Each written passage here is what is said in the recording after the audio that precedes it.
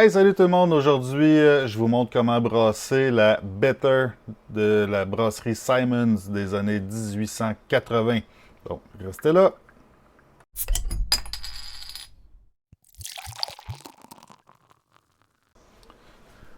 Donc, je me présente, Francis Bisson, propriétaire de l'Atelier du vin à Granby. Donc, comme que je vous disais dans la présentation, aujourd'hui, on va brasser la Better de la brasserie Simons, bière qui date des années 1880. Petite recette que j'ai trouvée dans le livre de Old British Beer and How to Make Them, que c'est distribué par Durden Park Beer Circle, un club de brasseurs en Angleterre. Et la recette est disponible sur le site web que je vais vous montrer. Donc, on peut voir que tout la recette est là. C'est en format de 4,5 litres. Donc, il s'agit juste de convertir, mais je vais vous montrer comment est-ce que moi j'ai converti ça. Alors, avant d'y aller avec ma recette, on va regarder les spécifications de la recette qu'on a dans le livre ou sur le site, peu importe. Donc, la recette est pour 1 gallon métrique, donc 4,5 litres. On vise une densité de départ de 1,062. Donc, recette très simple qui est un 2 livres et 10 onces de Pale Malt, 8 onces de Pale Amber Malt. On a un 3 quarts d'once de Fuggle, un sixième d'once de Golding à la fin de l'ébullition et un dixième doublon, peu importe lequel, en dry up. Un mash à 66-67 pour 3 heures avec un petit astérix qu'avec les grains modernes d'aujourd'hui, on peut réduire ça à seulement 1 heure. On a un mash out à 77. On sparge avec de l'eau chaude. Et on a ébullition de 90 minutes avec l'ajout de Fuggle au début, l'ajout de Golding en fin d'ébullition et on fermente avec une levure anglaise de bonne qualité, aussi simple que ça, et une maturation de 3 mois. Alors, on va y aller avec comment est-ce que moi j'ai monté ma recette. Alors, pour ma recette, qui est un 21 litres, on a 84% de pale anglais, qui me donne 4,7 kg. On a 16% de Pale Amber Malt qui me donne 900 grammes. Et pour ce qui est du Pale Amber Malt, qui est très difficile à trouver aujourd'hui, si on peut encore, dans le livre, justement, à la fin, juste ici, il nous explique comment est-ce qu'on peut rôtir notre grain nous-mêmes à la maison. Et d'ailleurs, j'ai une vidéo que vous pouvez aller voir que je fais mon Pale Amber Malt. Sinon, un très bon substitut qu'on peut utiliser, c'est le M2 de Inomalt, pour ceux qui sont capables de s'en procurer ici au Québec. Donc, pour le reste, ensuite, on a un 98 grammes de Fuggle à 98 minutes.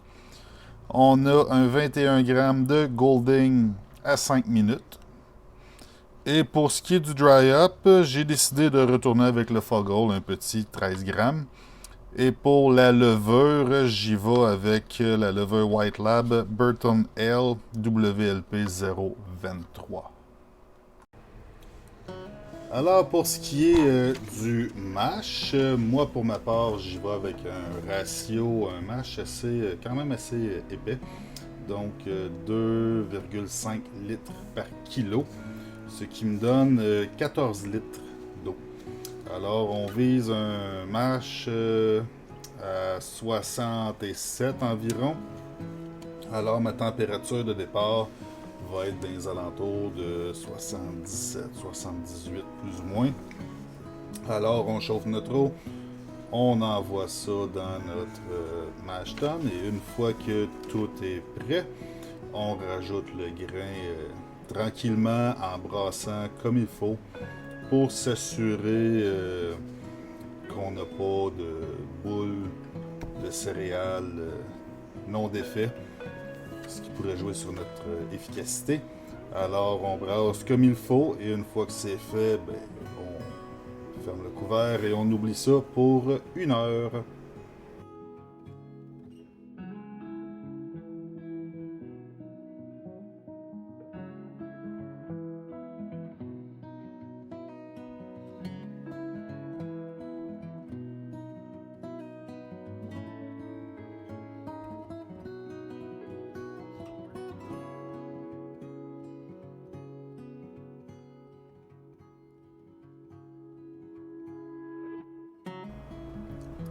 Alors, on est de retour après 1 heure de mâche.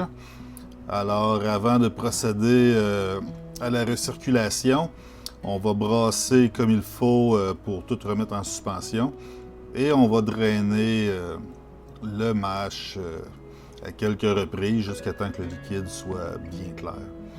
Une fois qu'on a fini de faire la recirculation, on va commencer à rincer. Il y a plusieurs méthodes de rinçage. On pourrait y aller en fly sparge, c'est-à-dire en rinçage continu.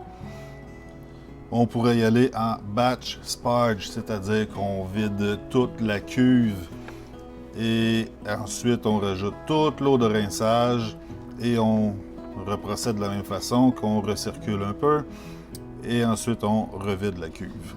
Moi, pour ma part, j'y vais avec, on peut dire en continu, donc je rajoute de l'eau tranquillement. On rajoute, pour ma part, selon mon système, un 18,25 litres d'eau de rinçage à 77 degrés.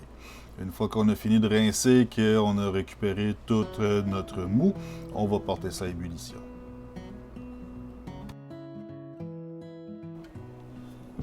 Alors maintenant, notre mou est à ébullition. On fait notre ajout de 98 grammes de Fuggle et on laisse ça aller pour 75 minutes.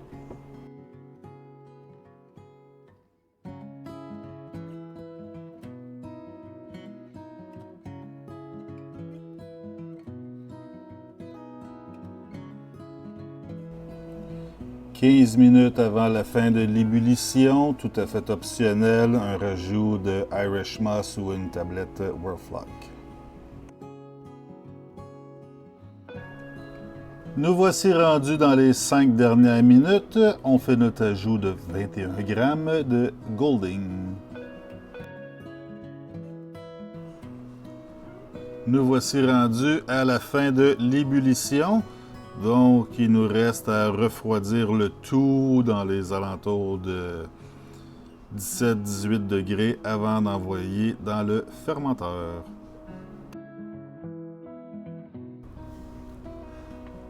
Alors maintenant que le refroidissement est terminé, on a envoyé le mou dans le fermenteur.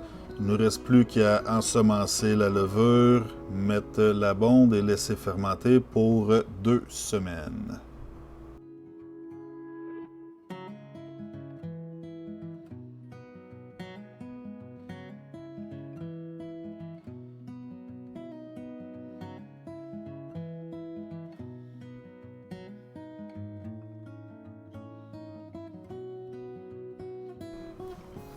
Maintenant que notre brassage est terminé, on laisse fermenter pour une période de 2 semaines, suite à quoi on transfère dans une tourie en faisant très attention à l'oxydation naturellement. Et c'est là qu'on va lui rajouter notre dry up, notre 13 grammes de Fuggle dans ce cas-ci, pour laisser maturer pour une période minimum de 3 mois. Si vous avez un endroit plus frais ou un frigidaire dédié ou n'importe quoi, on peut l'entreposer là, ça va même être merveilleux. Et ensuite, on embouteille comme à l'habitude.